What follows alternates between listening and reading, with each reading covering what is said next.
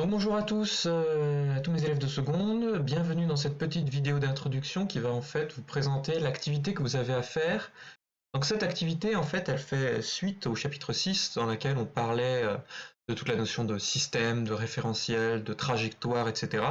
Et ici on va se concentrer sur la trajectoire et on va voir comment à partir de la trajectoire, donc je rappelle la trajectoire c'est la position d'un objet au cours du temps, hein. C'est ce qu'on voit notamment ici, je vais en parler tout à l'heure, mais on voit ici la trajectoire avec ses points. Comment est-ce qu'à partir de la trajectoire, donc de la position d'un objet à différents instants, on peut en déduire la vitesse de cet objet?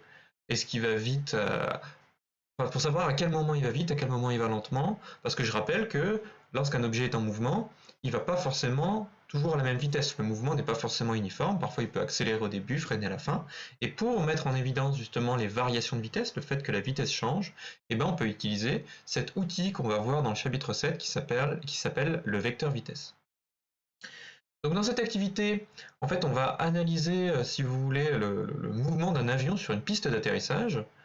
Donc quand un avion il est sur une piste d'atterrissage, il peut avoir trois mouvements différents. Soit il est en train de se déplacer sur la piste d'atterrissage, par exemple pour rentrer dans son hangar, et dans ce cas-là il va tout le temps à la même vitesse, juste pour se déplacer. Soit il décolle, dans ce cas-là il accélère, soit il atterrit, et dans ce cas-là il freine. Ces trois situations, en fait, elles sont présentées ici. C'est les situations 1, 2 et 3. Vous voyez qu'on a mis ici la trajectoire de l'avion dans ces trois situations-là.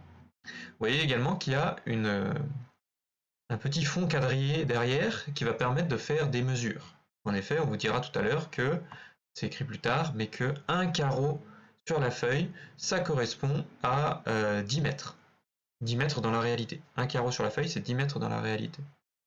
Donc en fait, il va falloir analyser ces trajectoires-là, regarder la forme de la trajectoire, et surtout, grâce au document 3 qui va vous introduire la notion de vecteur vitesse, et en suivant les questions ici, qui sont extrêmement guidées, on va vous expliquer comment tracer, comment calculer la vitesse de l'avion à différents endroits de sa trajectoire. Vous allez pouvoir savoir la vitesse de l'avion en ce point-là, en ce point-là, en ce point-là, en ce point-là, etc.